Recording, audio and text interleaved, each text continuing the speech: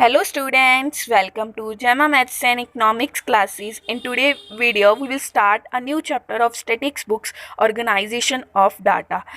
आज के वीडियो में हम स्टार्ट करने जा रहे हैं स्टैटिक्स बुक्स का नया चैप्टर ऑर्गेनाइजेशन ऑफ डाटा। अगर आपने पिछले वाला चैप्टर नहीं देखा तो जाके देखो, link is given in the description box. और अगर आपने मेरे चैनल को भी सब्सक्राइब नहीं किया तो कर दो, क्योंकि मैं साथ में आपको इजी नोट्स प्रोवाइड करवा रही हूँ। सेशन को स्टार्ट करने से पहले आप मेरी वीडियो को लाइक कर दीजिए। चैप्टर के नेम से आता है organisation of data. Organisation of data क्या आता है, उससे पहले जो हमने पिछली वीडियो में डिस्कस किया था कलेक्शन ऑफ डाटा, वो देख लेना। कलेक्शन ऑफ डाटा में क्या होता था, डाटा को कलेक्ट करते थे। जब डाटा को कलेक्ट करते थे तो वो क्या होता था, रो डाटा मिक्स्ड फॉर्म में होता था, जिससे कंक्लूजन नहीं हम निकाल सकते। ऑर्गेनाइजेशन ऑफ डाटा में क्या होगा कि हमें उसे सिस्टमेटिक अरेंज कर देंगे। रो डाटा को जब सिस्टमेटिक अरेंज कर देंगे फिगर्स में, तो ईजिली हम उससे अंडरस्टैंड कर सकते हैं कि डाटा में क्या है। क्लियर हो जाता है डाटा जब हम उसे ऑर्गेनाइज कर देते हैं। रो डाटा को ऑर्गेनाइज कर देंगे तो वो क्लियर हो जाएगा। अब क्लासिफिकेशन क्या आता है, क्लासिफिकेशन वो प्रोसेस है जिससे हम डाटा को डिफरेंट ग्रुप्स और सीक्वेंसेस में डिवाइड करते हैं।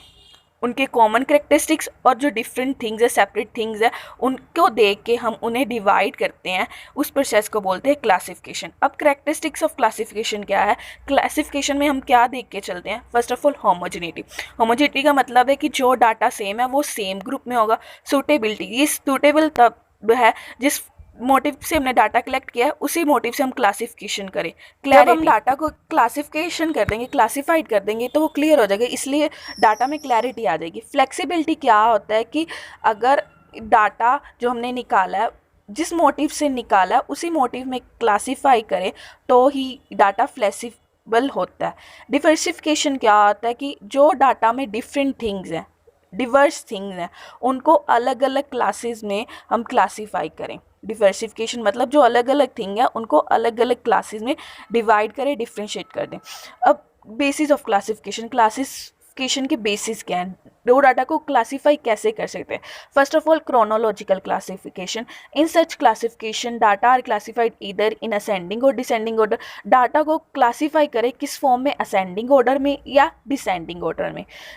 टाइम पीरियड जैसे ईयर है, असेंडिंग ऑर्डर में क्या लेंगे, पहले छोटे वाला ईयर वाला, जैसे 2010 मतलब ऐसे क्वार्टर्स में, मंथ्स में, वीक्स में। जियोग्राफिकल क्लासिफिकेशन क्या होता है कि जो location, state, city, district, block के अकॉर्डिंग क्लासिफाइड हो। क्वालिटेटिव क्लासिफिकेशन क्या होता है, जो क्वालिटी के बिहाफ पर हो, जैसे सेक्स, कास्ट, रिलीजन, लिटरेसी, इस पर हो। क्वांटिटेटिव क्या होता है, मेजरेबल करेक्टरिस्टिक्स। क्लासिफिकेशन का मतलब कि किसी मेजरेबल करेक्टरिस्टिक्स पर क्लासिफाइड है, जैसे height, age, weight, income, marks of student, ये है क्वांटिटेटिव क्लासिफिकेशन। कंडीशनल क्लासिफिकेशन क्या होता है, जब क्लासीफाई करते हैं हम किसी कंडीशन को अज्यूम करके, किसी कंडीशन को लेके, उसे कंडीशनल क्लासिफिकेशन कहते हैं। A mass of data in its original form is called raw data. जो ओरिजिनल फॉर्म है वो क्या है, ऑर्गेनाइज मास ऑफ वेरियस। ये अनऑर्गेनाइज फॉर्म है जिसे अभी ऑर्गेनाइज नहीं किया हुआ। A characteristic which is capable of being measured and changes its value over time is called variable. जिससे हम मेज़र कर सकते हैं और चेंज कर सकते हैं टाइम, कुछ टाइम के बाद, उसे क्या बोलते हैं, वेरिएबल। वेरिएबल एग्जांपल देखो, क्लास 12 का हमने वेट कलेक्ट करना, डाटा कलेक्ट करना, वेट तो चेंज होता रहता है ना, इसलिए वो क्या है, वेरिएबल है। टू टाइप्स ऑफ वेरिएबल है, डिस्क्रीट और कंटिन्यूस। डिस्क्रीट वेरिएबल क्या होता है, जो जंप कर सकता है, किस में कर सकता है, कंप्लीट नंबर में, जैसे 2 से लेके 4, 4 से 10, 10 से 15, ये क्या है, डिस्क्रीट वेरिएबल, जंप कर रहा है लेकिन कंप्लीट नंबर में।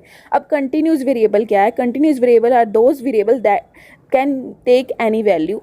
जो कंटिन्यूस वेरिएबल है वो क्या हो सकते हैं, कोई भी वैल्यू में हो सकते हैं, फ्रैक्शन में भी हो सकते हैं, 1/2 ऐसे भी हो सकते हैं, लेकिन डिस्क्रीट वेरिएबल नहीं हो सकते, वो कंप्लीट नंबर में होंगे। कंटिन्यूस वेरिएबल की एग्जांपल क्या, wages of a worker in a factory. Worker की वेज क्या है फैक्ट्री में। फ्रीक्वेंसी डिस्ट्रीब्यूशन क्या होता है, जिस क्लासिफिकेशन में फ्रीक्वेंसी आ गई। अब फ्रीक्वेंसी का मीनिंग समझना, एग्जांपल की हेल्प से मैं समझाने जा रही हूँ। जैसे हमने क्लास में टेस्ट लिया, वो 30 मार्क्स का टेस्ट था। 30 मार्क्स कितने स्टूडेंट के आए, 3 स्टूडेंट के, उसकी फ्रीक्वेंसी क्या होगी, 3। 25 मार्क्स कितने स्टूडेंट के आए, 4 स्टूडेंट के, उसकी फ्रीक्वेंसी क्या हो गई, 4। ये होगी फ्रीक्वेंसी। फ्रीक्वेंसी कि इसके साथ हम क्लासिफिकेशन करें उसे बोलते हैं फ्रीक्वेंसी डिस्ट्रीब्यूशन। अब द क्लास मिड पॉइंट क्या होता है, जो मिडल वैल्यू होती है इंटरवल में। आपने देखा होगा छोटी क्लासेस में इंटरवल कैसे होते हैं, 0 से लेके 10 तक, फिर नेक्स्ट 10 से 20 तक। 0 से लेके 10 में मिडल वैल्यू आई 5, 10 से लेके 20 तक 15। अब क्लास मिड पॉइंट निकालते कैसे, अपर क्लास लिमिट में लोअर क्लास लिमिट को ऐड कर देते, देन 2 से डिवाइड कर देते। क्लास फ्रीक्वेंसी क्या होता है, एक क्लास में कितनी वैल्यूज़ है, कितने नंबर ऑफ वैल्यूज़ हैं, उसे क्लास फ्रीक्वेंसी बोलते हैं। क्लास विड्थ क्या होता है, अपर क्लास लिमिट से जब हम लोअर क्लास लिमिट माइनस कर देते हैं वो क्लास विड्थ मिलती है। क्लास लिमिट क्या होता है, आपने देखा होगा इंटरवल में कि 2 एंड्स होते हैं। जो फर्स्ट एंड होता है उसे लोअर क्लास लिमिट बोलते हैं, जो सेकेंड एंड होता है उसे अपर क्लास लिमिट बोलते हैं। जैसे 0 से लेके 10 तक का इंटरवल है, 0 क्या होगी लोअर क्लास लिमिट, 10 क्या होगी अपर क्लास लिमिट। अब नेक्स्ट इंटरवल में 10 लोअर, 20 अपर। ये जो रो डाटा है ये हमें सही एक्यूरेट डाटा नहीं मिलता, इसमें इंफॉर्मेशन कम होती है, लॉस ऑफ इंफॉर्मेशन होती है इसमें। कैसे, मैं आपको बताती हूँ। अगर 0 से लेके 10 तक इंटरवल है, हमें ये पता है कि 0 से लेके 10 तक में कितने बच्चों के मार्क्स आए हैं। ये तो नहीं पता ना कि 1 मार्क्स किसका आया है, 9 मार्क किसके आए हैं, कितने स्टूडेंट के आए हैं, 8 मार्क कितने स्टूडेंट के आए हैं। सो इसमें ओरिजिनल इंफॉर्मेशन नहीं मिलती, लॉस ऑफ इंफॉर्मेशन होता है रो डाटा को क्लासीफाई करते वक्त जब हम इंटरवल में करते हैं। अब जो क्लासिफिकेशन ऑफ डाटा है, जब हम उसे रो डाटा को क्लासीफाई करते हैं उसे किस में करते हैं, स्टैटिकल सीरीज में करते हैं। और स्टैटिकल सीरीज कितनी टाइप्स की होती है, 2 टाइप्स की। First of all individual series, then frequency series. Frequency series के आगे टाइप्स भी हैं, वो भी हम डिस्कस करेंगे। इंडिविजुअल सीरीज क्या होती है, जिसमें आइटम सिर्फ एक होती है, एक आइटम होती है। जिस सीरीज में हम लिस्टेड सिंगली आइटम्स, एक सिंगल आइटम को लिस्ट करते हैं, उसे इंडिविजुअल सीरीज बोलते हैं। जैसे नंबर ऑफ वर्कर्स है और उनकी वेजेस के बारे में है, वर्कर की वेजेस के बारे में सिर्फ एक फैक्टर देखा हुआ है, सिंगल आइटम। अब डिस्क्रीट सीरीज क्या होता है, जिसमें हम एग्जैक्ट मेजरमेंट हमें पता लगती है।